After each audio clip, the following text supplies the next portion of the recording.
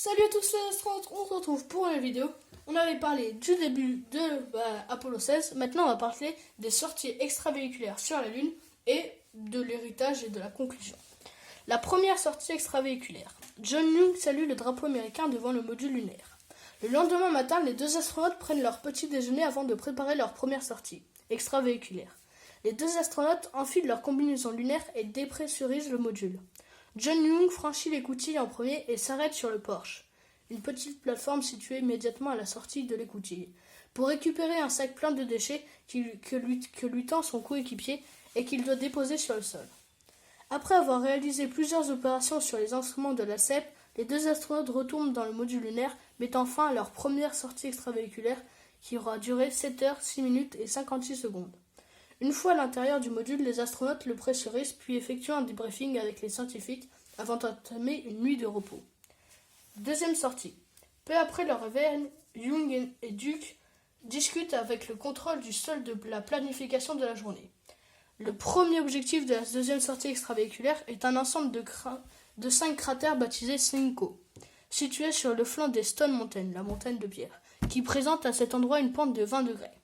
Après les préparatifs habituels, les astronautes utilisent le rover pour atteindre leur objectif situé à 3,8 km de distance de la zone d'atterrissage.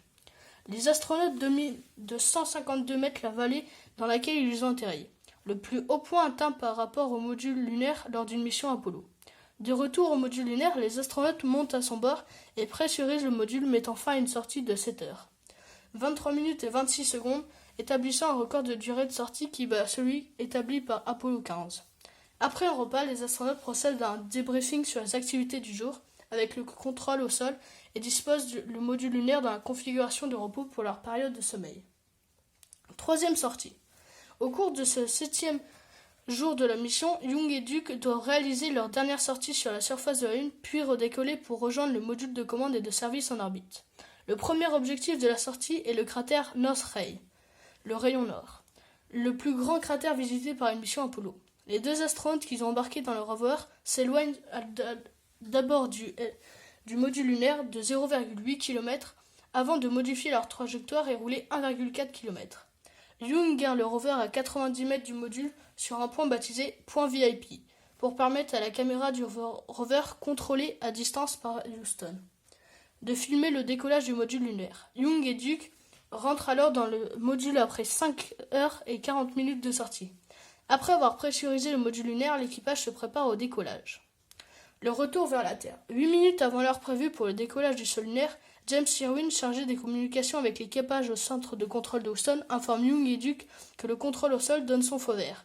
2 minutes avant le lancement, les astronautes arment le système de mise à feu du moteur de l'étage de remontée ainsi que le système d'annulation d'urgence. Le lendemain, après des dernières vérifications, le module lunaire est largué. Mais l'équipage a oublié de basculer un interrupteur dans le module lunaire et celui-ci se met à tourner sur lui-même après la séparation.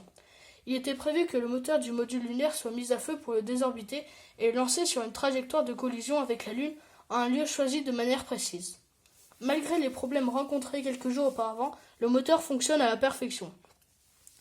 Ken Mattingly effectue une sortie extravéhiculaire pour récupérer des enregistreurs sur une bande magnétique à l'extérieur du module de commande. Alors ça, la phrase que je viens de vous lire, c'était lors de la troisième sortie.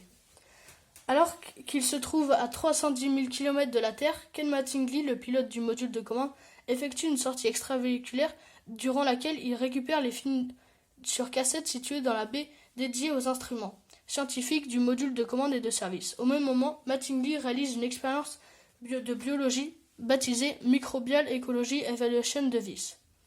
L'avant-dernier jour de la mission est consacré essentiellement à la réalisation d'expériences scientifiques qui sont seulement interrompues pour une conférence de presse de 20 minutes où les astronautes répondent à des questions techniques ou non sur la mission.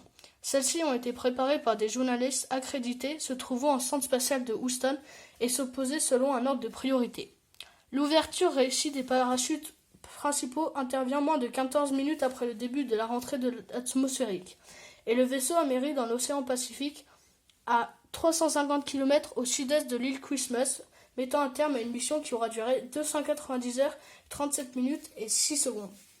Le vaisseau et ses 3 membres d'équipage sont récupérés par le porte-avions USS Ticonderoga Young-Duke et Mattingly se retrouvent en sécurité à bord du porte-avions 37 minutes après l'amérissage. L'héritage de la mission Apollo 16. Localisation des vaisseaux. Le vendredi 5 mai 1972, le module de commande d'Apollo 16 est débarqué de l'USS Tinkorega à la Naval Air Station North Island près de San Diego en Californie. Le vaisseau est légèrement endommagé. Le module de commande d'Apollo 16, Casper, fait désormais partie de l'exposition permanente du US Space and Rocket Center à Huntsville en Alabama. Les résultats de la mission Apollo 16. La mission Apollo 16 a rempli les objectifs principaux qui lui étaient assignés, ainsi que la plupart des objectifs secondaires, malgré un séjour en orbite lunaire raccourci d'1 jour. Des données scientifiques ont pu être obtenues de tous les équipements scientifiques déployés durant les transits entre la Terre et la Lune. En orbite lunaire et à la surface de notre satellite, à l'exception de l'instrument de mesure des flux thermiques, câble rompu par Young, et du sous-satellite placé sur une orbite différente de celle visée. Pour la première fois, une photographie de la couronne solaire dans la longueur d'onde Lyman alpha a pu être obtenue et 2 nouvelles ceintures orales entourant la Terre ont été observées. Alors les astronautes, c'est la fin de Apollo 16. Dans la prochaine vidéo, on parlera du dernier du programme Apollo 17. Alors j'espère que vous aurez appris beaucoup de choses sur Apollo 16. Je vous demande de vous abonner et de lâcher un petit pouce bleu.